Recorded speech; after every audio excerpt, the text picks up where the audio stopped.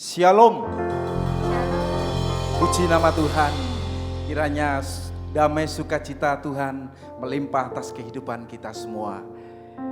Sidang jemaat yang dikasihi Tuhan, mari kita akan pergunakan kesempatan yang baik yang sudah Tuhan sediakan buat kita semua masuk di dalam ibadah doa di sore hari ini. Meskipun keadaan dunia sekarang ini begitu menakutkan, begitu tidak menentu, tapi kita orang-orang yang percaya boleh mendapatkan suatu kepastian dari janji Tuhan. Mari bersama-sama sidang jemaat kita datang kepada Tuhan di dalam doa. Bapa, kami bersyukur di sore hari ini Tuhan, Engkau kembali memberikan kemurahan-Mu atas hidup kami. Untuk kami datang kepadamu di dalam ibadah. Biar Engkau memberkati ibadah kami, ibadah doa di sore hari ini Tuhan. Dengan kuat kuasa urapan Roh Kudus-Mu Tuhan, Engkau memberkati kami, Engkau mengurapi kami, Engkau memimpin kami Tuhan. Baik kami para pelayan-pelayan-Mu, hamba-Mu yang akan menyampaikan berkat firman-Mu, serta sidang jemaat-Mu dimanapun mereka berada. Engkau memberkati kami semua Tuhan. Biar pada sore hari ini Tuhan, kuasa-Mu melimpah atas kehidupan kami. Kuasa-Mu Kau curahkan atas kehidupan kami. Terima kasih Bapa, kami bersyukur kepadamu Tuhan untuk sore hari ini, dan kami mulai ibadah kami hanya di dalam nama Tuhan Yesus Kristus. Haleluya.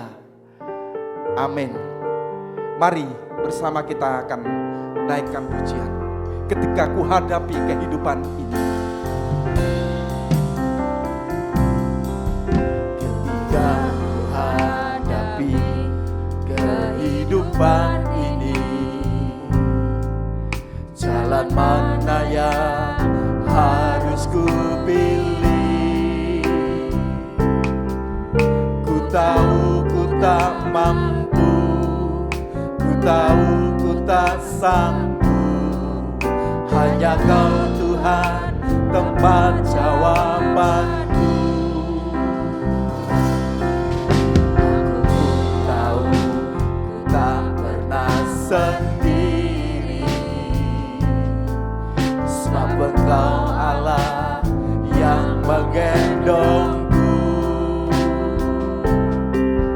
Tanganmu membelaiku, cintamu memuaskanku. Kau mengangkatku ke tempat yang tinggi. Janjimu seperti fajar pagi hari, yang tiada pernah terlambat bersinar. Cintamu seperti sungai yang mengalir, dan ku tahu betapa dalam kasih-Mu. Kita ulangi dari bait yang atas. Ketika ku hadapi kehidupan ini. Ketika ku hadapi kehidupan ini, jalan mana yang harus ku pilih? Ku tahu ku tak mampu, ku tahu ku tak sanggup. Hanya Kau Tuhan tempat jawabanku. Aku pun tahu ku tak pernah sendiri, sebab Engkau Allah yang menggendongku. Tanganmu membelaiku, cintamu memuaskanku. Kau mengangkatku ke tempat yang tinggi. Janjimu seperti fajar pagi hari, yang tiada pernah terlambat bersinar. Cintamu seperti sungai yang mengalir, dan ku tahu betapa dalam kasih-Mu. Janjimu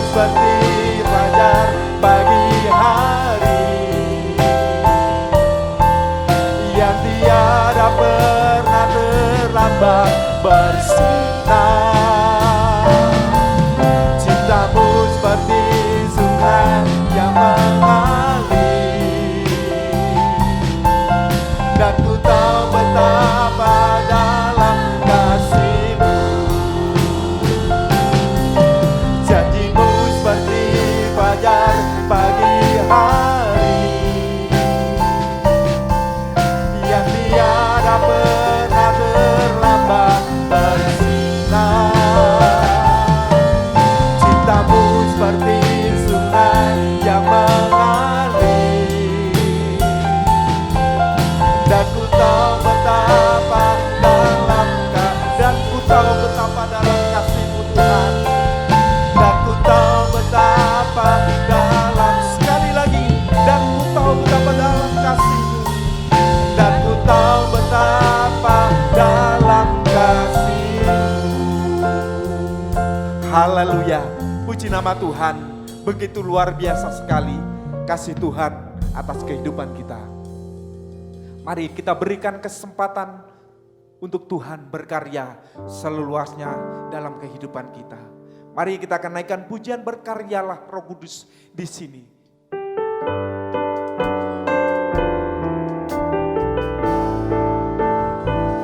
Buka hati kita supaya Roh Kudus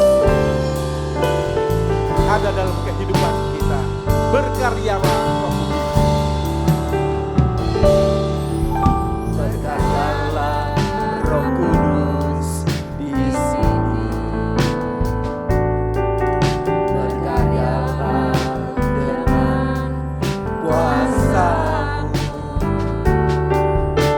Jamahlah kami, jamahlah setiap hati. Ubahlah kami jadi berkaryalah Roh Kudus. Berkaryalah Roh Kudus di sini. Amin, haleluya. Berkaryalah dengan kuasa-Mu.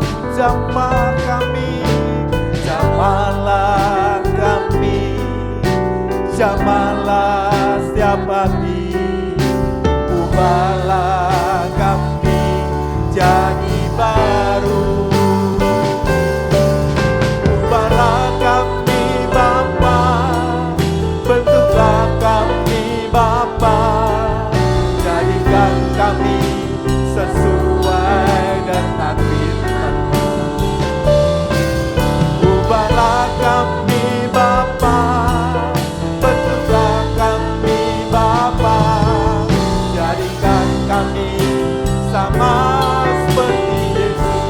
Berkaryalah Roh Kudus di sini. Haleluya. Berkaryalah Roh Kudus di sini. Berkaryalah dengan kuasa-Mu Tuhan. Dengan kuasa-Mu jamah kami, jamahlah setiap hati. Ubahlah kami jadi berkaryalah Roh Kudus di sini. Berkaryalah Roh Kudus di sini. Berkaryalah dengan kuasa-Mu. Jamahlah kami, jamahlah setiap hati. Ubahlah kami jadi baru.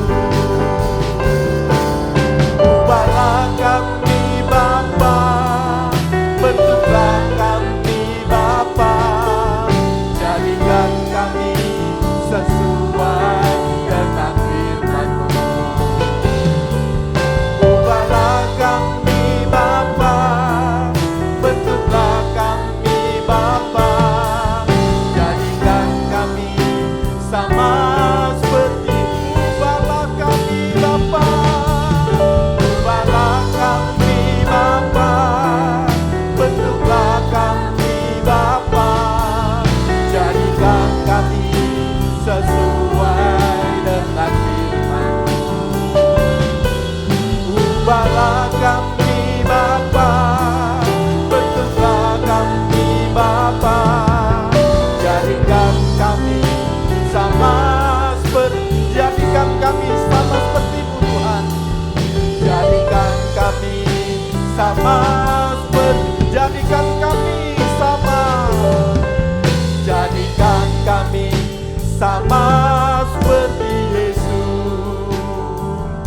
Haleluya.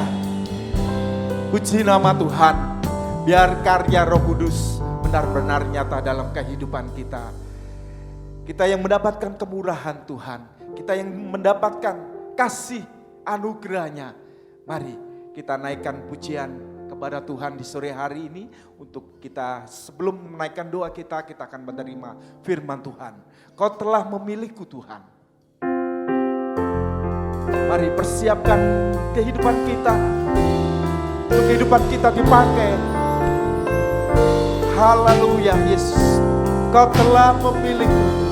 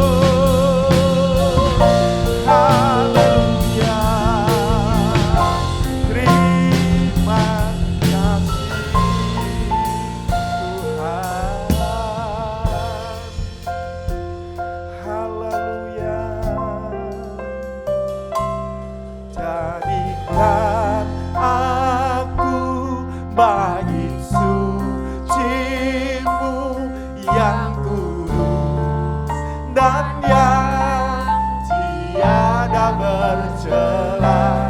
Jadikan aku mesbah doa-Mu bagi keselamatan bangsa. Jadikan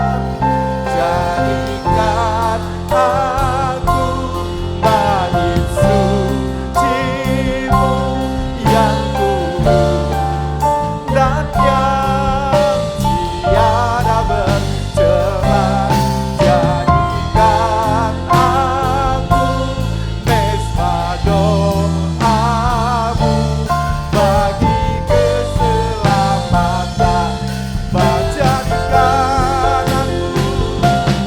Jadikan aku bait suci-Mu yang kudus dan yang tiada bercela. Jadikan aku. Mari sidang jemaat yang dikasih Tuhan, saudara kita bangkit berdiri bersama-sama, mempersiapkan pikiran kita untuk firman Tuhan sebelum kita datang dalam doa-doa yang haleluya. Ya, haleluya Yesus. Terima kasih Bapa Surgawi. Kami boleh memuji mengagungkan Engkau Tuhan sore malam hari ini. Itulah kesempatan yang baik bagi kami Tuhan Kau berikan. Apa yang kami pujikan ini semua menjadi doa-doa kami Tuhan. Dan biarlah hari-hari ini Engkau terus berkarya atas kehidupan kami ini. Lewat kuasa urapan Roh-Mu dan firman-Mu Tuhan, membawa kehidupan kami semakin nyata di hadapan Engkau. Mengalami satu keubahan demi keubahan sampai saatnya nanti kami menjadi kehidupan Bapa yang ada dalam kemuliaan bersama Engkau Tuhan. Namun Bapa di dalam surga, Engkau akan tolong kami menghadapi keadaan situasi yang ada yang Bapa dalam surga bisa mempengaruhi dalam kehidupan kami Tuhan, sehingga kami Bapa boleh membawa kehidupan ini untuk tetap kuat dan teguh di dalam Engkau Tuhan. Jangan sampai kami terpengaruh keadaan-keadaan yang ada sehingga menyangkal Engkau Tuhan. Untuk itu serahkan malam hari ini keberadaan kami ke dalam tangan-Mu Tuhan. Urapi dengan kuasa urapan-Mu supaya kami mampu untuk mendengar firman dengan sungguh. Dan Bapa dalam surga mampu mengerti Tuhan sampai yakin. Terima kasih Bapa. Terima kasih berkati puji-pujian yang sudah dipersembahkan. Biar semua itu mengundang hadirat-Mu di tengah-tengah kami. Di tengah-tengah sidang-Mu dimanapun berada Tuhan. Terima kasih Bapa. Kuasa apapun yang akan mengganggukan perintahkan kamu keluar dalam nama Tuhan Yesus Kristus. Kuasa darah Yesus menguasai setiap kami. Terima kasih Bapa. Terima kasih. Sekarang kami mau buka hati kami untuk menyambut kebenaran firman-Mu. Terima kasih Bapa. Terima kasih. Kami bersyukur dalam nama Tuhan Yesus Kristus. Haleluya Yesus. Amin. Sidang jemaat yang dikasihi Tuhan, silakan duduk kembali. Saya ucapkan selamat malam, salam sejahtera di dalam kasih sayang Tuhan kita Yesus Kristus. Dan biarlah Bapa di dalam surga, saat ini kita mau mempersiapkan membuka hati sebelum kita datang dalam doa untuk menyambut kehadirannya Tuhan lewat firman-Nya, lewat firman pengajaran yang benar. Nah, saudara dikasih Tuhan, sudah begitu banyak kita mempelajari tentang kesaksian, kesaksian yang palsu, supaya kita tahu jangan sampai kita masuk menjadi kesaksian palsu. Tapi juga kita sudah mendengarkan yaitu kesaksian yang benar seperti Yesus, ya, yang sudah bersaksi, saksi kebenaran apapun keadaannya saat itu Yesus berani atau bukan berani, Yesus bersaksi tentang kebenaran. Nah, saudara yang dikasihi Tuhan, dan kita sudah juga mempelajari pada pendalaman Alkitab yang lalu, ya, bahwa menjadi saksi yang benar, ya, itu harus menanggung kehinaan Yesus yang berkorban di luar perkemahan. Ya. Jadi inilah saudara dikasih Tuhan, apa yang sudah Tuhan ajarkan kepada kita, mari kita mau perhatikan dengan sungguh-sungguh, supaya kita tidak menjadi kehidupan yang menyangkal, ya, menyangkal Yesus, ya, di dalam kehidupan kita di hari-hari ini. Nah, untuk itu sekarang kita mau maju dalam perikop berikutnya, ya. Kenapa Tuhan Yesus mengajarkan kepada kita untuk kita menjadi saksi yang benar, kuat dan teguh, supaya kita tidak menyangkal Tuhan. Di dalam keadaan akhir zaman ini, ya, sangat mudah kita dipengaruhi sampai bisa menyangkal Tuhan. Nah, saudara dikasih Tuhan, kalau kita melihat, ya, di dalam Matius 26 tuh, ya, ayat yang ke-69, ya, sampai ke-75, ayat 69 sampai ke-75 itu perikopnya Petrus menyangkal Yesus. Nah, ini jangan sampai terjadi dalam kehidupan kita. Ya. Kita tahu Matius 26 itu terkena, ya, buli-buli emas berisi mana. Ya. Ini bicara kehidupan yang tahan uji dan sama sempurna nanti seperti Yesus menjadi buli-buli emas. Tadinya buli-buli tanah liat menjadi buli-buli emas berisi mana. Tetapi kita melihat di sini bahwa Petrus itu murid Yesus yang hebat, tapi masih bisa menyangkal Tuhan, apalagi kita ini. Nah, saudara dikasih Tuhan, menyangkal Tuhan 3 kali berarti tubuh, jiwa dan rohnya, yaitu menyangkal Tuhan. Ya. Kalau kita lihat buli-buli emas, ya, buli-buli tanah liat, ya, hancur berantakan. Kalau sampai menyangkal pribadi Yesus, menyangkal firman pengajaran yang benar ini. Ini saudara dikasih Tuhan. Sekali lagi Petrus rasul yang hebat, murid Yesus yang hebat, tapi bisa hancur hidupnya. Sebab itu kita harus hati-hati. Jangan, oh aku sudah menjadi imam yang pelayan-pelayan, tapi harus hati-hati. Jangan sampai menyangkal gini. Nah, kita akan lihat, ya, kenapa saudara dikasih Tuhan. Kenapa Petrus itu menyangkal Yesus. Ya. Jadi ini kita lihat supaya kita tahu, jangan sampai seperti Petrus yang hebat saja bisa menyangkal Yesus. Ya.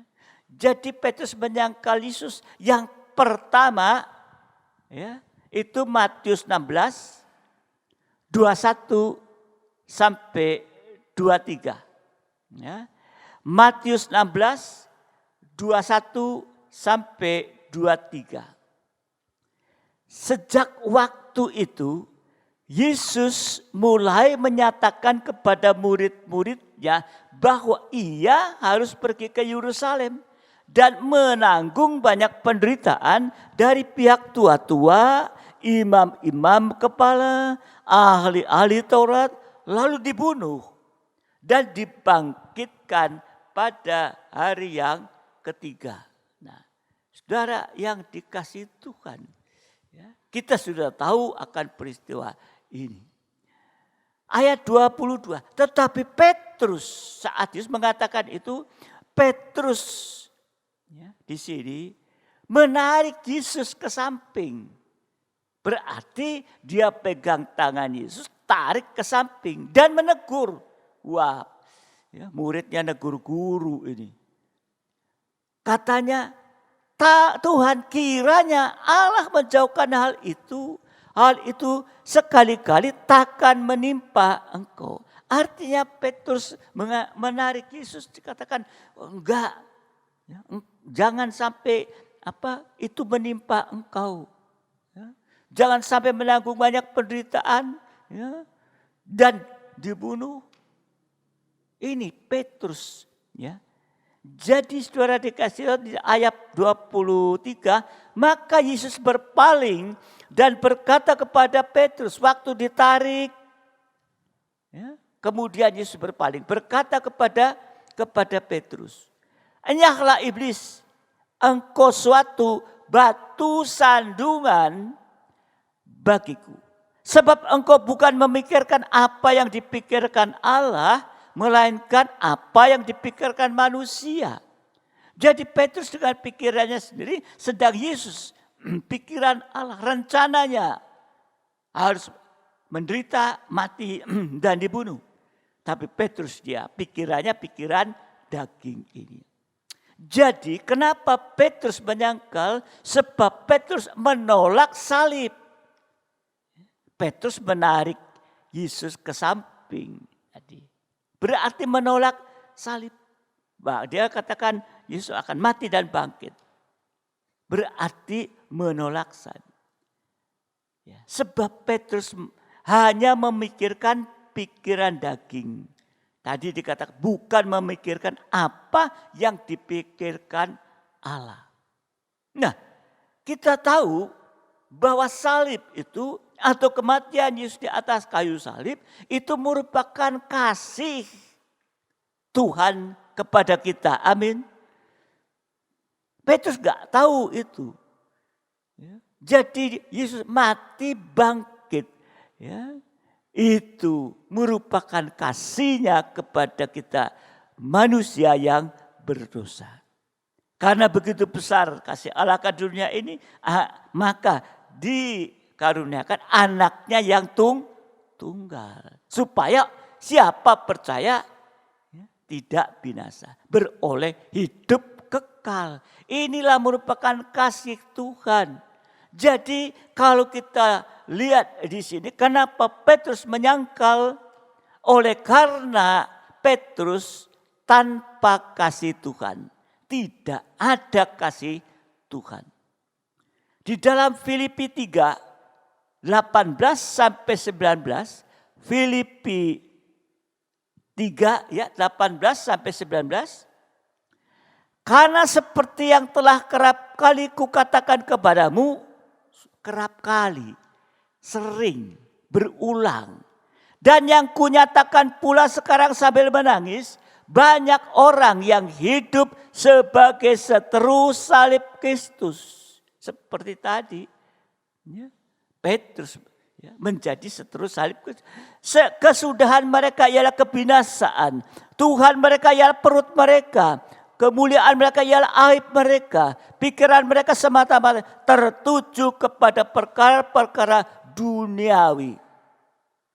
Dikatakan di sini, ya, saudara dikasih Tuhan, ya, banyak atau hanya sedikit orang percaya, orang Kristen yang mau menerima salibnya Tuhan.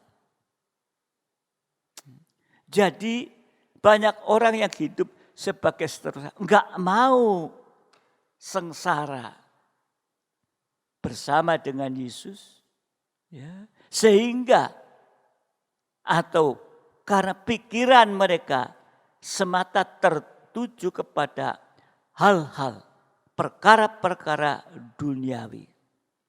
Di dalam ayat 19 ya, jelas orang yang menolak salib pikirannya hanya tertuju pada perkara-perkara duniawi. Bukan perkara yang di atas, bukan perkara yang rohani. Inilah ya, sebabnya Petrus menyangkal Yesus yaitu karena menolak salib sama dengan menolak kasih Tuhan. Hidup tanpa kasih Tuhan. Penyebab yang kedua, Matius 26 ayat yang ke-51. Ya. Matius 26 ayat yang ke-51. Tetapi seorang dari mereka yang menyertai Yesus mengulurkan tangannya, menghunus pedang dan meletakkannya kepada hamba imam besar sehingga putus telinganya. Seorang dari mereka yaitu Rasul Petrus. Di dalam terjemahan yang lain itu menunjuk kepada Petrus. Kalau di sini dikatakan ya seorang dari mereka menyertai murid Yesus yaitu Petrus. Jadi kenapa Petrus menyangkal Tuhan? Yang kedua, sebab Petrus salah dalam menggunakan pedang tadi. Sehingga memutuskan telinga hamba dari imam besar ini. Berarti Petrus tidak punya kasih kepada sesama. Yang pertama tidak punya kasih Tuhan. Ya. Karena menolak salib. Yang kedua, tidak punya kasih sesama. Dan yang ketiga, kenapa? Matius 26 ayat 58. Matius 26 ayat 58. Dan Petrus mengikuti Yesus dari jauh sampai ke halaman imam besar. Dan setelah masuk ke dalam, ia duduk di antara pengawal-pengawal untuk melihat kesudahan perkara itu. Jadi yang ketiga, kenapa Petrus menyangkal? Sebab Petrus mengikut Yesus dari jauh dan duduk berdiam dengan api para pengawal. Api dunia. Jadi saudara dikasih Tuhan sudah mulai mundur mengikut Yesus dari jauh. Kalau dekat-dekat takut ntar ya teribadah. Mengikuti dari jauh. Setelah dikatakan masuk dalam pengadilan, maka Petrus berdiam dikatakan ini. Ya. Setelah masuk, ia duduk di antara pengawal melihat kesudahan mereka. Sama dengan berdiam. Ya, dengan apinya dunia. Jadi yang ketiga, sebab Petrus ikut dari jauh dan berdiam dengan api. Ya. Untuk itu kita hati-hati. Di saat-saat ini. Menghadapi masa yang semakin sulit ini. Di saat ada yang enak bagi daging, ya, semua berebut untuk dekat-dekat Yesus itu. Ya. Oh kalau yang enak-enak mau dekat, mau sama-sama Yesus. Murid-muridnya kan begitu. Waktu saat enak bersama ikut Yesus, dekat dengan Yesus. Tapi saat waktu Yesus mau ditangkap, maka mulai menjauh. Mulai ikut dari jauh. Berarti sudah tidak setia berkobar-kobar dalam ibadah pelayanan. Kalau sudah mulai ya sudah tidak setia, menjauh tadi, tidak setia, mundur menjauh, ya, tidak setia berkobar dalam ibadah pelayanan, akibatnya nanti akan terjerumus dalam pergaulan dunia. Seperti tadi Petrus mulai dari jauh, akhirnya ya, berdiam dengan api, tapi apinya dari dunia ini. 1 Yohanes, ya, jadi kalau sudah tidak setia berkobar dalam ibadah ibadah pelayanan terjumus dalam perkara dunia, ya, ini sama dengan mengasihi dunia. Ya, karena mundur tidak setia dalam ibadah pelayan, ya, nanti terjumus dengan pergaulan dunia, pengaruh-pengaruh dunia. Ini sama dengan mengasihi dunia. 1 Yohanes 2 ayat yang ke-15 dan 17. Ya, 1 Yohanes 2 ayat 15, 17. Janganlah kamu mengasihi dunia. Nah, tadi sudah mundur. Ya, dikatakan tidak setia berkobar-kobar dalam pelayanan, terjerumus dalam pergaulan dunia. Sedang dalam 1 Yohanes 2 ayat 15, jangan kamu mengasihi dunia dan apa yang ada di dalamnya. Jikalau orang mengasihi dunia, maka kasih akan Bapa tidak ada di dalam orang itu. Jadi tadi yang pertama, Petrus kok enggak ada kasih. Makanya dia bisa menyangkal Yesus, mundur ini. 16, sebab semua yang ada di dalam dunia, yaitu keinginan daging dan keinginan mata, serta keakuan hidup, bukan berasal dari Bapa, melainkan dari dunia. Dan dunia ini sedang lenyap dengan keinginannya, tetapi orang yang melakukan kehendak Allah tetap hidup selama-lamanya. Jadi perhatikan, kalau sudah tidak setia dalam ibadah dan pelayan mulai mundur, nanti pasti masuk dalam pergaulan dunia yang isinya tadi keinginan mata, ya, menjurus pada dosa makan minum. Ya.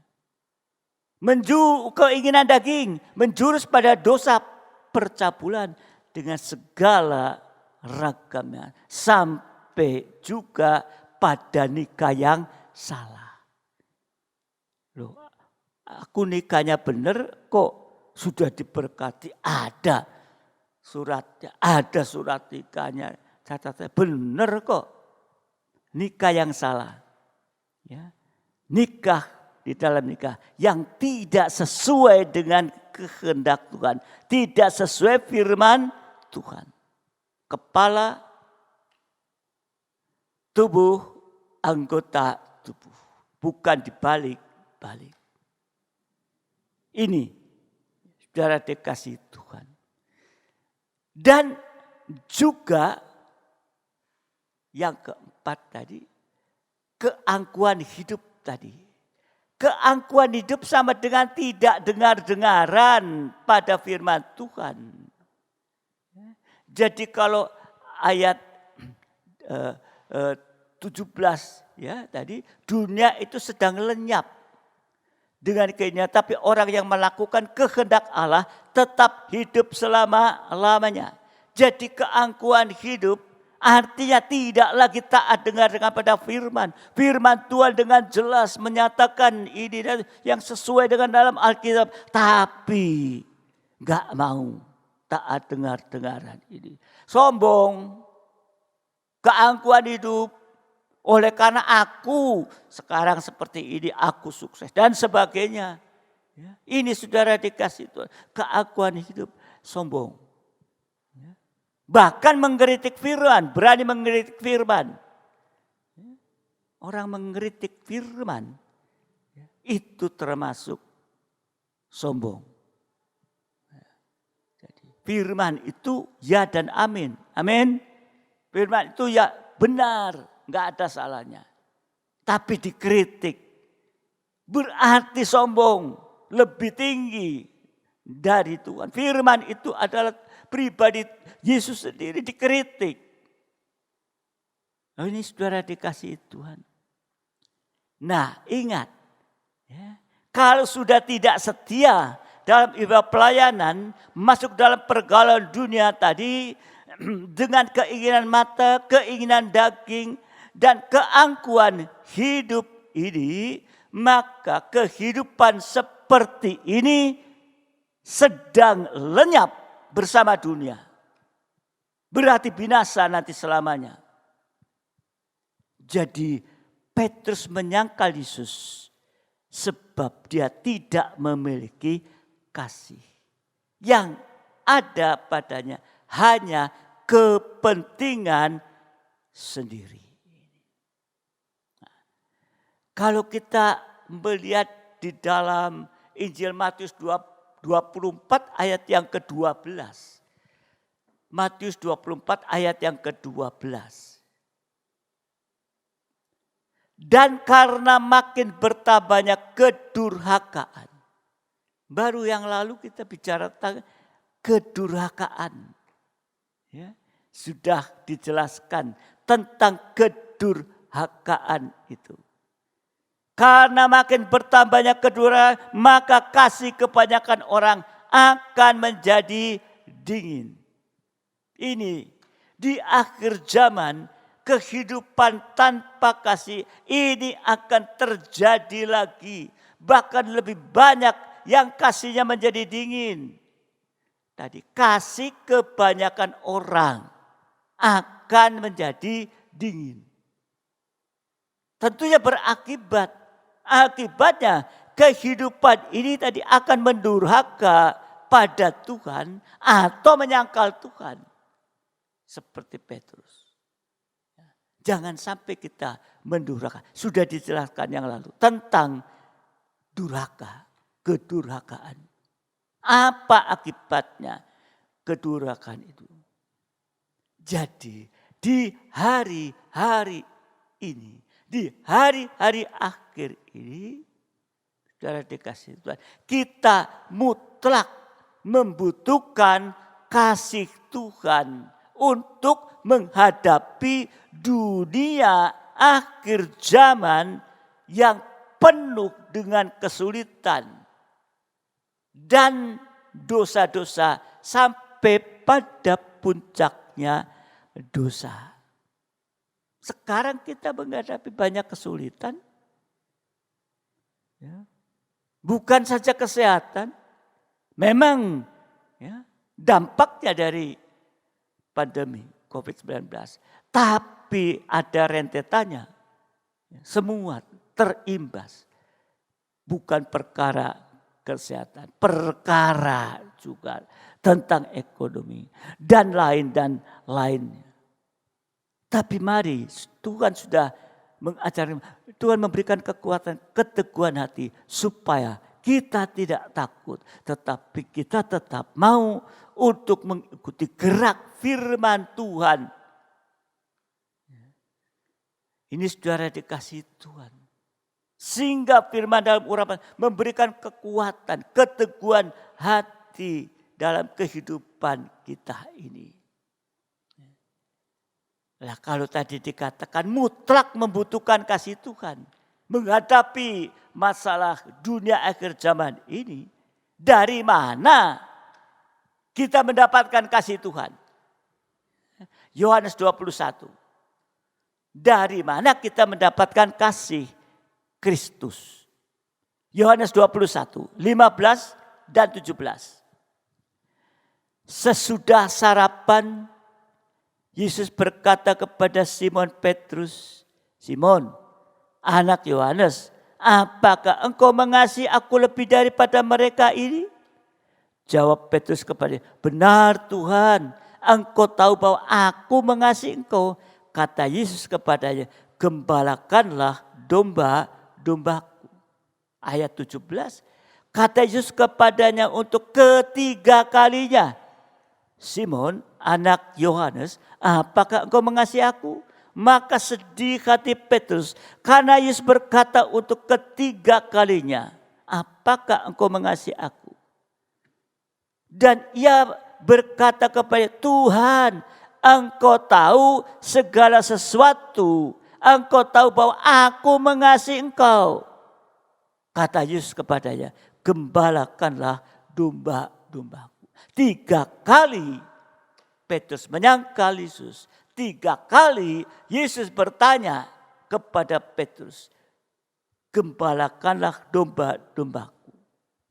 Jadi Yesus sebagai gembala agung, ya, menugaskan kepada gembala manusia untuk menggembalakan domba-dombanya. Dengan apa? Dengan firman dalam pengembalaan, merupakan tongkat gembala. Jadi kita mendapatkan kasih Allah lewat penggembalaan. Tadi ayat 17 kata Yesus kepadanya untuk ketiga kalinya. Yesus bertanya 3 kali. Karena Petrus menyangkal Tuhan 3 kali. Dan Yesus bertanya pada Petrus sampai Petrus merasa sedih. Kok terus ditanya sampai 3 kali. Merasa sedih. Sebab apa? Sebab Petrus tidak memiliki kasih tadi. Menyangka tidak memiliki kasih. Kalau ada kasih Allah, pasti juga ada kasih kepada sesama. Tadi karena tidak ada kasih Allah, maka dia juga menggunakan pedang salah, sama dengan tidak mengasihi kepada sesama. Saudara dikasihi Tuhan.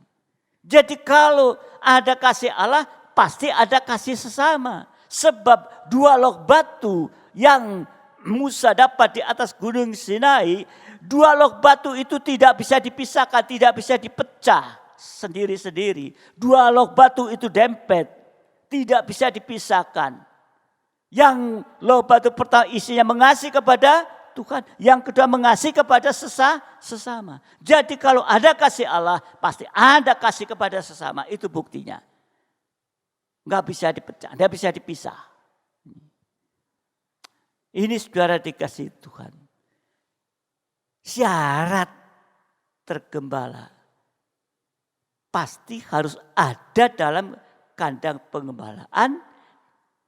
Kalau dalam Uruang Suta Pernakal, tekun dalam 3 macam ibadah pokok. Ini yang sedang saudara Tuhan tekankan dalam kehidupan kita. Lewat firman Tuhan yang selalu membawa kehidupan kita.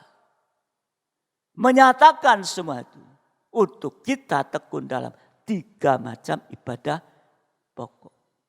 Kemarin juga sudah disebutkan, ya kan? Di dalam PA, mulai bertobat. Kemudian tadi isi perut dan semuanya itu. Ya, penyucian luar tadi bertobat. Penyucian bagian dalam isi perut, ginjal dan semua sudah diterangkan kemarin. Disuci sampai nanti ada percikan darah. Tanpa dosa bersama Yesus ada dalam ruang masuci. Itu langkah-langkah. Ini saudara dikasih Tuhan. Mari. Ya, jangan sia-siakan kesempatan yang Tuhan masih berikan selagi ada. Sekarang ya, saudara dikasih Tuhan. Setelah masuk dalam pengembalaan, tadi gembalakan domba-dombaku. Petrus yang tadinya egois, mementingkan diri sendiri, bisa menerima kasih Allah. Apa buktinya Petrus menerima kasih Allah dalam sistem pengembalaan? Yohanes 21 ayat yang ke-18. Ya, ini bukti Petrus ya, menerima kasih Allah dalam sistem pengembalaan. Yohanes 21 ayat 18. Aku berkata kepadamu, sesungguhnya ketika engkau masih muda, engkau mengikat pinggangmu sendiri. Dan engkau berjalan kemana saja kau kehendaki. Tapi jika engkau sudah menjadi tua, engkau akan mengulurkan tanganmu. Dan orang lain akan mengikat engkau dan membawa engkau ke tempat yang tidak kau kehendaki. Tadinya egois, kehendaknya dia. Jadi bukti ya Petrus bisa mengulurkan tangan sampai tadi mati berkorban nyawa. Tadi. Ya. Ini Petrus mengasihi Tuhan lebih dari segalanya. Artinya Petrus rela berkorban apa saja untuk Tuhan dan taat sampai daging tidak bersuara lagi. Itulah pintu tirai terobek menjadi dua. Seperti Yesus di atas kayu salib dengan satu perkataan terakhir. Sudah selesai. Pintu tirai terobek. Saat Tuhan katakan, Yesus katakan sudah selesai. Dia mati, tidak ada suara lagi, tidak ada bisa berubah. Demikian juga kehidupan. Kalau kita mau ada kasih Allah, maka kita bisa merobek daging sampai tidak ada suara. Mengasihi Tuhan lebih dari segala sampai berkorban. Pintu tirai terobek. Jadi kalau kita bisa mengulurkan tangan dan Tuhan Gembala Agung juga mengulurkan tangan sehingga akan terjadi mujizat. Akan ada kemuliaan Tuhan. Sebab di balik pintu tirai, di dalam ruang maha suci itu ada kemuliaan. Di dalam ruang maha suci ada peti perjanjian dan tutupan. Tutupannya itu bicara pribadi. Yesus sebagai mempelai laki-laki, petinya yang ada isinya yaitu buli-buli emas. 2 loh batu tongkat Harun. Itu menjadi gereja yang sempurna itu.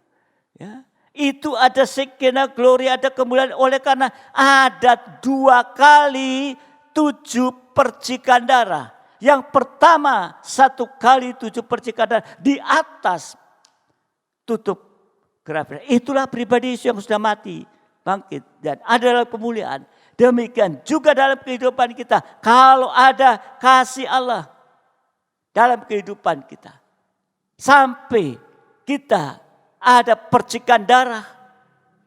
Artinya menderita bersama Yesus tanpa dosa, itu percikan darah. Ada kemuliaan. Ada sikina glory. Ini saudara dikasih Tuhan.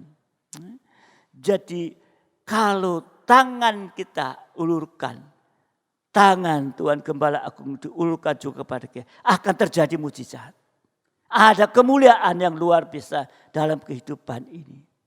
Jadi mulai dari mujizat rohani itu ada keubahan hidup. Ya. Itu bisa dialami oleh kita. Ada keubahan secara rohani. Kita diubahkan dari manusia menjadi manusia rohani sama seperti Yesus. Atau sering dikatakan dari buli-buli tanah liat menjadi buli-buli emas. Nah, di sini kita melihat bukti bahwa Petrus mengalami keubahan hidup atau mengalami kemuliaan Tuhan. Apa buktinya? Petrus ada keubahan hidup. Memuliakan Tuhan. Yang pertama, Kisah Rasul 2 ayat 14. Kisah Rasul 2 ayat 14. Maka bangkitlah Petrus berdiri dengan ke-11 rasul itu. 12 jumlahnya semua. Yudas Iskariot sudah hilang, binasa, diganti dengan Matius, tetap 12. Maka bangkitlah Petrus berdiri dengan ke-11 rasul itu. Dan dengan suara nyaring, ia berkata kepada mereka, hai kamu orang Yahudi dan kamu semua yang tinggal di Yerusalem, ketahuilah dan camkanlah perkataanku ini. Oh, dia berani banget ini. Dia berkhotbah, dia bersaksi, saksi tentang kebenaran bahwa Yesus yang kamu salibkan. Tadinya Petrus hanya dengan anak kecil 2 orang. Kamu bagian dari dia, boten. Ya. Tapi setelah dia masuk dalam pengembalaan, ada kasih Tuhan. Berubah buktinya. Dia berani berkhotbah justru di hadapan mereka-mereka yang membuat Yesus menderita, yang membuat menyalibkan Yesus, mati. Dia tidak takut lagi dikerutukin dengan batu. Hei, Yesus yang kami salibkan itu adalah Tuhan dari berarti Tuhan Yesus Kristus, Allah Bapa, Anak dan Roh Kudus ini. Camkanlah perkataan ini, saudara dikasihi Tuhan. Jadi di sini Petrus sangat jelas mengalami kehidupan hidup, mengalami kemuliaan Tuhan. Buktinya Petrus berkhotbah, bersaksi di depan ribuan orang. Padahal dulunya menghadapi hamba kecil menyangkal. Berapa jiwa? 3.000 jiwa dimenangkan. Amin. 3.000 jiwa dimenangkan. Oh coba kalau sekarang KKR 3.000 orang dikatakan dimenangkan selama. Oh luar biasa. Geger, dunia geger. Tahu ya geger ya. Ini saudara dikasih. Ini bukti satu nyata. Demikian juga dalam kehidupan kita ini. Ya, nanti kita bisa menjadi saksi yang benar. Ya, saksi yang benar. Yang kedua. Ya, di mana Petrus mengalami kehidupan ini buktinya yaitu Kisah Rasul 3. Ya, Kisah Rasul 3, 6 sampai 8. Kisah Rasul 3, 6 sampai 8. Tetapi Petrus berkata, emas dan perak tidak ada padaku. Tapi apa yang kupunyai, kuberikan kepadamu. Demi nama Yesus Kristus, orang Nazaret itu, berjalanlah. Lalu ia memegang tangan kanan orang itu dan membantu dia berdiri. Seketika itu juga kuatlah kaki dan mata kaki orang itu. Ia melonjak berdiri lalu berjalan kian kemari dan mengikuti mereka ke dalam bait Allah. Berjalan dan melompat-lompat serta memuji Allah. Ini yang kedua. Petrus juga mengulurkan tangan untuk menolong sesama. Untuk apa? Masuk bait Allah. Padahal dulunya dia mengulurkan tangan itu untuk memutus telinga. Tapi sekarang dia berubah. Mengasihi kepada sesama. Ya, inilah. Biarlah hari-hari ini kita juga bisa menjadi berkat bagi sesama. Dan membawa sesama ke dalam ibadah pelayanan. Sampai membawa dalam pembangunan tubuh Kristus. Ini kesempatan saudara dikasihi Tuhan. Untuk bisa memberitahukan. Menjadi saksi yang benar. Seperti Petrus. Kalau kita mengasihi kepada sesama yang ada. Buktinya kita bukan hanya sekedar. Mungkin kita tidak bisa pergi-pergi memberi. Tapi kita masih bisa. Lewat. Ya. Fasilitas sekarang. Lewat Facebook. Dengan medsos. Tapi pergunakan yang benar. Jangan hanya asal ini, asal itu. Ya, yang lucu-lucu. Jangan. Ya. Nyatakan kesaksian. Apa yang sudah kita terima. Dari kasih Allah apa yang sudah kita terima firman Tuhan. Enggak untuk berkhotbah. Tapi saksikan ini tadi. Ini sama dengan tadi ya, Petrus memegang tangan kanan orang itu membantu dia berdiri. Jadi pergunakan saudara. Dikasih. Saya pernah sampaikan sekarang ya, semua ya, masih banyak gereja yang sekalipun sudah ya, gereja yang sudah dibuka tapi masih tetap online. Karena masih ada yang tidak datang ibadah. Dan justru saat seperti inilah pergunakan waktu yang baik. Seperti Petrus mengulurkan tangan kasihnya bagi mereka-mereka yang belum menerima Tuhan. Yang belum menerima keselamatan. Kalau dulu hanya 1-2 ya, yang streaming ibadahnya, ya, live streaming, bisa sampai Amerika, bisa sampai Eropa, Asia, semua di Indonesia, juga di luar pulau semua bisa. Hanya 1-2. Ya. Dan itu saya renungkan sekarang, yang dulu mungkin seperti itu, ibadah kok pakai online katanya. Ibadah kok pakai live streaming, bisa di sana mendengar. Ya terang aja kalau jauh sana masa mau datang sini ibadah toh, datang sana, pulang lagi. Ini yang dulu omong-omong orang, dihina, dikatakan rasanya ibadah kok pakai cara itu. Tapi sekarang buktinya apa? Tuhan beri kesempatan semua pakai online atau live streaming. Inilah Tuhan mau supaya ini bisa sampai kemana-mana. Ya.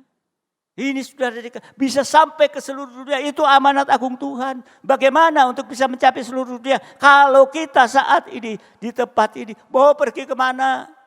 Atau di tempat kota lain mau pergi ke seluruh dunia bagaimana? Tetapi saat ini Tuhan kita bersyukur. Dan pergunakan waktu. Saudara bisa bersaksi seperti Petrus. Amin.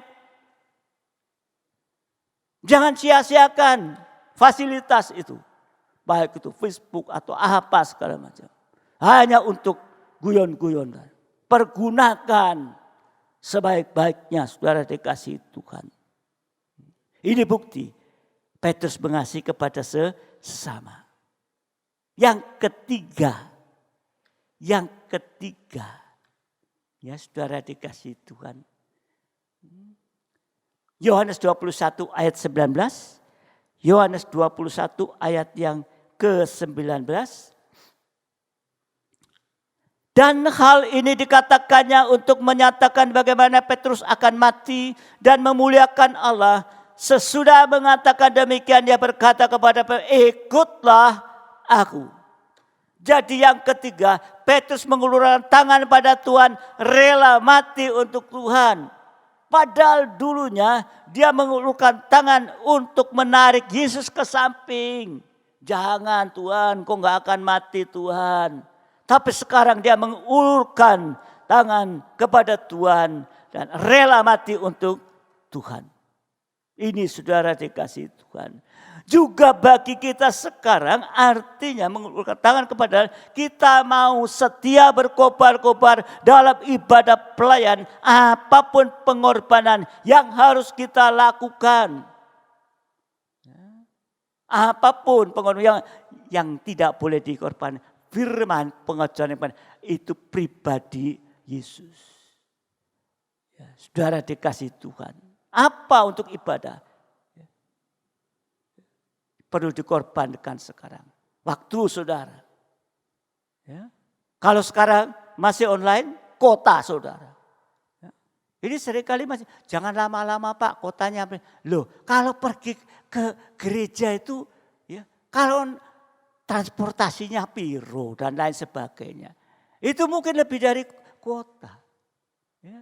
Ini seringkali kuotanya bisa pakai untuk yang lain-lain, game dan sebagainya. Tapi untuk ibadah nggak bisa. Hati-hati. Dan saudara saya beritahukan bahwa ibadah di gereja ada jam. Demikian secara online ibadah itu ada jam.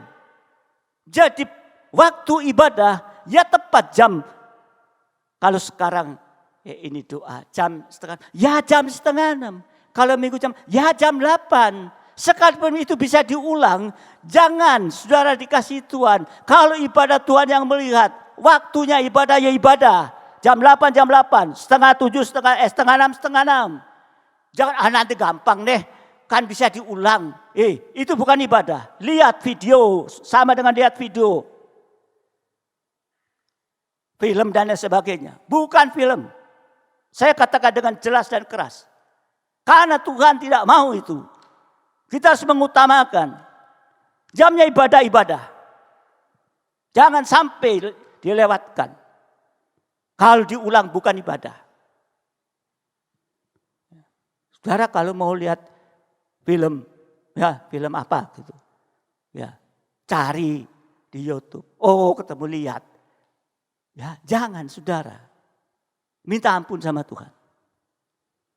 Ya, minta ampun sama Tuhan. Ya, ibadah ya, jamnya ibadah. Saudara dikasih Tuhan. Ya. Kalau bisa mengulurkan tangan tadi, setia berkobar oleh ibadah pelayan, apapun pengorbanan yang harus kita lakukan. Ini bagaikan buli-buli emas yang berisi mana menjadi isi dari peti perjanjian. Jadi posisi kehidupan yang tergembala adalah seperti bayi yang menikmati air susu ibu yang rohani, ibu rohani. Firman penggembalaan. Seorang ibu menyusui bayinya. Firman penggembalaan itu merupakan susu yang murni. 1 Petrus pasal 2 ayat 2. 1 Petrus 2 ayat 2. Dan jadilah sama seperti bayi yang baru lahir, yang selalu ingin akan air susu yang murni dan yang rohani, supaya olehnya kamu bertumbuh dan beroleh keselamatan. Jadi dalam tangan gembala agung inilah kita bisa mengalami mujizat secara jasmani. Seorang bayi, tugasnya bayi itu kita tahu hanya minum susu. Kalau sudah lapar haus menangis. Ini saudara dikasih Tuhan. Ya, jadi kita mau seperti bayi. Mendengar dan taat dengar dengan pada firman penggembalaan. Serta menyembah Tuhan apapun keadaan kita ini. Jangan berkata kita paling benar. Yang paling benar adalah firman Tuhan. Firman pengajaran yang benar.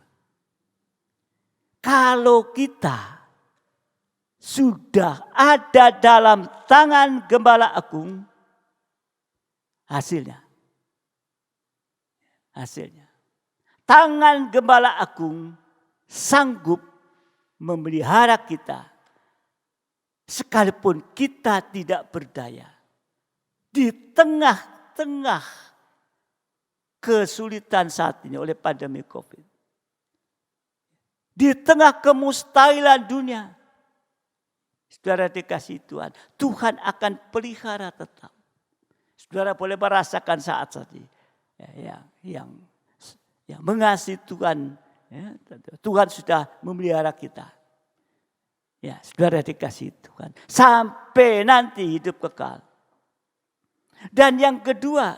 Kalau ada dalam tangan gembala agung. Tangan gembala agung sanggup melindungi kita dari segala celaka, dari segala mara bahaya, dari dosa-dosa sampai nanti dari antikris, sampai kita juga dilindungi tidak masuk dalam penghukuman Allah yang akan datang nanti. Dan saat ini juga kita akan dilindungi dari masalah yang ada. COVID-19. Amin. Tuhan punya kemampuan. Tuhan izinkan terjadi. Tuhan punya kemampuan untuk melindungi kita. Yang ketiga, tangan gembala agung sanggup menyelesaikan segala masalah kita. Sampai masalah yang mustahil. Yang sedang kita hadapi di hari-hari akhir ini. Sampai tangan gembala agung memandikan kita sampai bersih. Dimandikan air dan firman sampai bersih. sama dengan menyucikan dan mengubahkan kita sampai sempurna sehingga bisa menyambut kedatangan Yesus kali kedua nanti. Yesus datang sebagai raja di atas segala. Dia datang sebagai mempelai laki-laki surga. Kita bisa menyambut kedatangannya. Kita sudah siap menjadi mempelai wanita Tuhan. Pelayan siap. Ini yang hari-hari kita perlu perhatikan. Kalau kita melihat di dalam Wahyu 19 ayat 6 dan 7, Wahyu 19 ayat 6 dan 7. Ya, Saudara.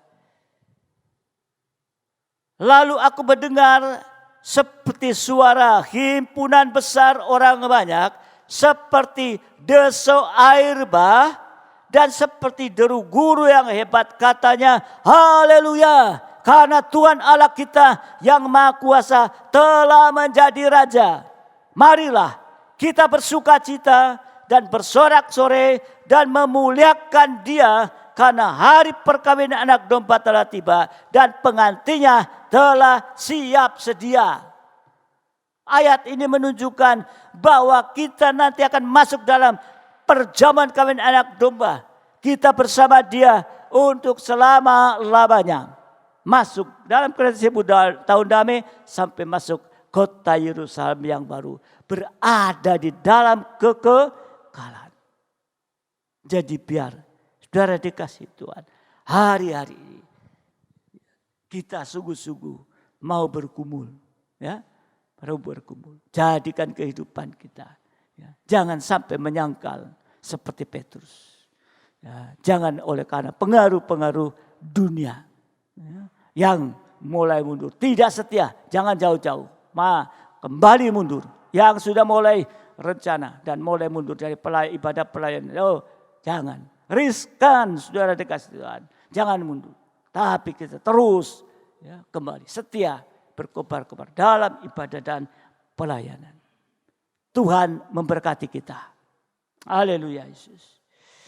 Haleluya. Haleluya.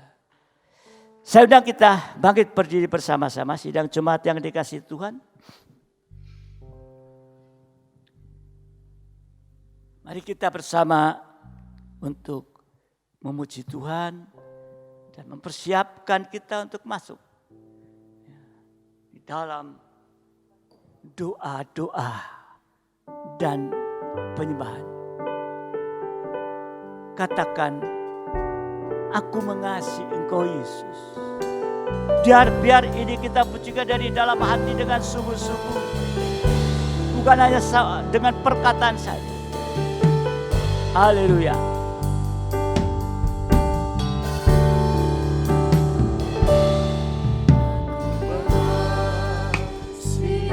Ya. Haleluya. Katakan dengan sungguh saudara dikasih. Dari dalam hati kita, bukan hanya dari mulut ini. Haleluya. Mengasihi Engkau Yesus dengan segenap jiwaku. Sini Engkau Yesus dengan segenap hatiku. Ya. Aku mengasihi Engkau Yesus dengan segenap jiwaku. Kurenungkan firman-Mu siang dan malam. Ku pegang perintah-Mu dan ku lakukan. Engkau tahu ya Tuhan, tujuan hidupku hanyalah untuk menyenangkan hati-Mu. Kita pujikan kembali dari atas. Saudara boleh mengangkat tangan, katakan Tuhan, aku mengasihi Engkau Yesus. Haleluya. Oh, haleluya. Jadilah seperti Petrus yang berubah. Oh, tidak ada yang mustahil bahwa Tuhan mampu mengubah kehidupan kita untuk kita bisa mengasihi Dia. Karena Dia lebih dahulu mengasihi kita sampai Dia mengorbankan nyawanya. Oh, haleluya. Mengasihi Engkau Yesus dengan segenap hatiku.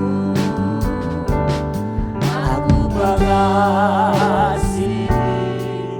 Engkau Yesus dengan segenap jiwa.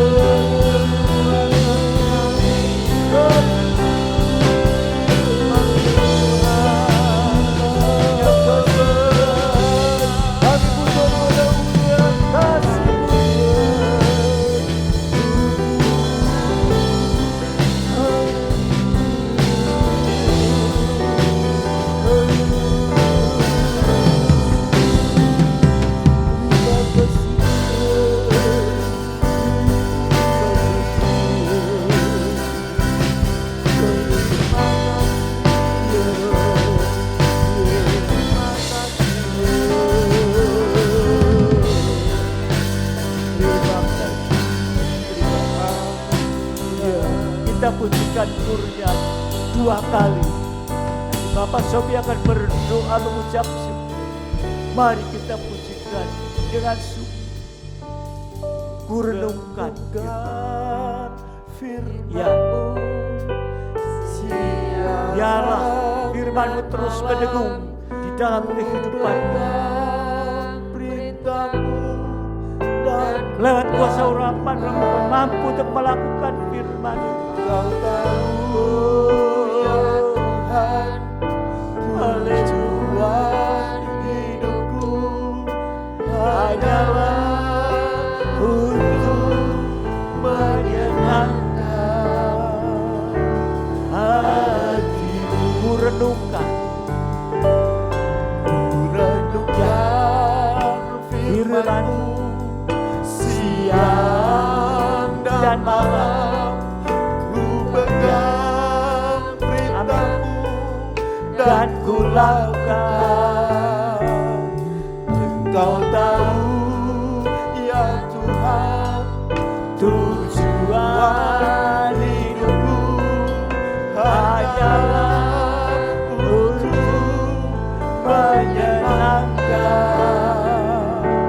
hatimu. Haleluya. Haleluya, syukur. Terima kasih kami naikkan kepada-Mu Tuhan. Kasih-Mu yang sudah Kau limpahkan kepada kami. Kasih-Mu yang sudah Kau curahkan dan Kau perlihatkan, Kau tunjukkan kepada kami di malam sore hari ini Tuhan. Melalui kuasa firman-Mu Tuhan, Engkau nyatakan belas kasihan-Mu atas hidup kami Tuhan. Untuk hidup kami senantiasa Tuhan mempermuliakan Engkau di dalam hidup kami, bisa menjadi saksi-Mu Tuhan. Terima kasih Bapa, supaya kehidupan kami senantiasa mempermuliakan nama-Mu Tuhan. Kami tidak mampu Tuhan untuk melakukan semuanya itu. Kami tidak mampu untuk melakukan perkara itu tanpa kasih-Mu Tuhan, tanpa firman-Mu, tanpa penggembalaan-Mu di dalam hidup kami Tuhan. Terima kasih Bapa, terima kasih Tuhan buat kemurahan yang sudah Tuhan berikan kepada kami. Bukan hanya kepada Petrus Tuhan, bukan hanya kepada Rasul Petrus memperoleh keubahan hidup, tapi kami juga mau merindukan semua itu Tuhan, supaya kehidupan kami mengalami keubahan hidup, mengalami Tuhan pembaharuan dalam hidup kami ini Tuhan. Ampuni Tuhan kalau di dalam hidup kami pernah menyangkal akan kasih-Mu Tuhan, pernah menjauh dari kasih-Mu Tuhan, pernah menolak firman-Mu. Ampuni kami Tuhan, supaya kehidupan kami pada kesempatan ini mendapatkan kasih kemurahan-Mu melalui firman-Mu ini Tuhan. Sungguh kami mengucap syukur terima kasih hanya kepada-Mu Tuhan. Kehidupan kami Tuhan, anak-anak-Mu sidang jemaat-Mu di Ebenezer di tempat ini Tuhan, merindukan Tuhan boleh menjadi saksi-saksi-Mu yang benar Tuhan. Kehidupan kami mempermuliakan Engkau Tuhan. Terima kasih Bapa, terima kasih Tuhan, kami menjadi saksi-Mu yang benar Tuhan. Terima kasih Bapa, sesuai janji daripada firman-Mu, firman-Mu yang sudah menjamin kehidupan kami, firman-Mu yang memberikan oh Tuhan segala berkat itu dalam hidup kami, firman-Mu Tuhan yang mencukupi segala kebutuhan kami, keperluan kami oh Tuhan pada saat sore hari ini Tuhan. Kami mau mengangkat tangan Tuhan hanya kepada-Mu, biar kuasa pertolongan-Mu Tuhan Engkau ulurkan kepada kami Tuhan. Sidang jemaat-Mu di tempat ini Tuhan, kami manusia yang penuh dengan kelemahan ini perlu akan pertolongan-Mu Tuhan. Terima kasih Bapa, terima Terima kasih Tuhan, Engkau sudah memberkati kami pada sore malam hari ini. Biar kuasa firman-Mu Tuhan mengerjakan setiap pribadi kami Tuhan. Sesuai dengan janji firman-Mu Tuhan, kami mau berpegang teguh pada firman-Mu. Dan firman-Mu sendiri yang memberikan kekuatan atas hidup kami Tuhan. Terima kasih Bapa, terima kasih Tuhan, Kau memberkati kami semua, memberkati hamba-Mu yang sudah Kau pakai untuk menyampaikan berkat dari firman-Mu ini Tuhan. Kiranya Kau pakai lebih jauh hamba-Mu ini Tuhan. Engkau berikan kekuatan, kesehatan Tuhan, hikmat marifat dari-Mu, supaya Tuhan melalui hamba-Mu kehidupan kami boleh tergembala melalui kuasa firman pengajaran-Mu Tuhan.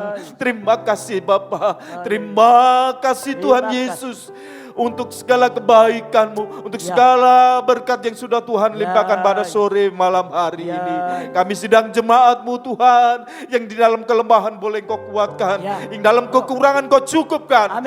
Oh, yang dalam sakit Kau sembuhkan Tuhan, yang dalam Tuhan persoalan permasalahan, kiranya Kau berikan jalan keluar untuk kami semua, sehingga kami Tuhan di tengah-tengah dunia ini Tuhan bisa Tuhan memancarkan terang-Mu, bisa menjadi saksi-Mu Tuhan. Terima kasih Bapa, terima kasih. Biar kuasa Roh Kudus-Mu yang memimpin kami, yang mengurapi kami, menuntun setiap langkah kami Tuhan. Terima kasih, dan kuasa firman-Mu Tuhan yang menjadi pegangan kami.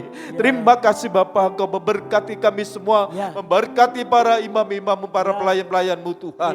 Terima kasih, kami bersyukur juga Tuhan. Kami berdoa buat setiap keluarga Tuhan, hidup nikah kami masing-masing, biar Engkau memberkati kami. Oh, yang dalam persoalan permasalahan kiranya Engkau berikan kami Tuhan jalan keluar yang benar, sehingga Engkau yang kami tinggikan dan kami muliakan. Terima kasih Bapa, terima kasih Tuhan, kami bersyukur atas segalanya ini Tuhan. Dan kami naikkan doa kami dengan penuh ucapan syukur hanya di dalam satu nama yang penuh kuasa, di dalam nama Tuhan Yesus Kristus. Haleluya, haleluya. Terima kasih Tuhan, Engkau sudah memberikan kesempatan kami sore malam hari ini, sehingga kami boleh merasakan jamahan kekuatan yang Kau berikan kepada menghadapi keadaan akhir ini.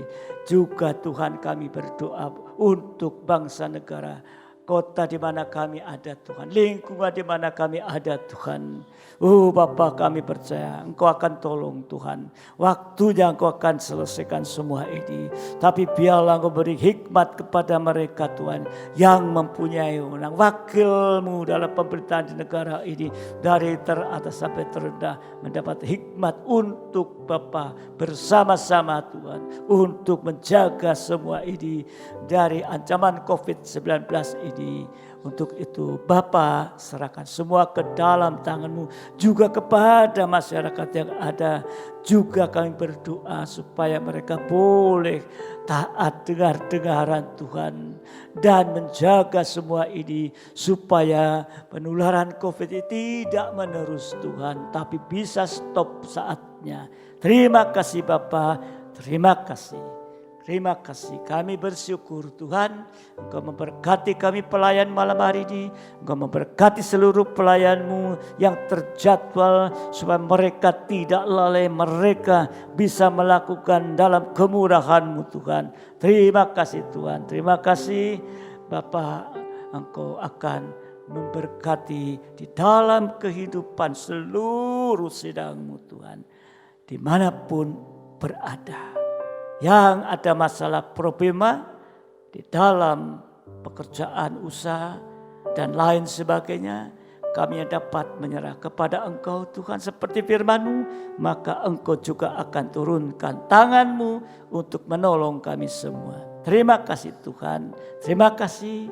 Biarlah damai sejahtera dan kasih karunia dan berkat-berkat dilimpahkan dalam kehidupan kami semua.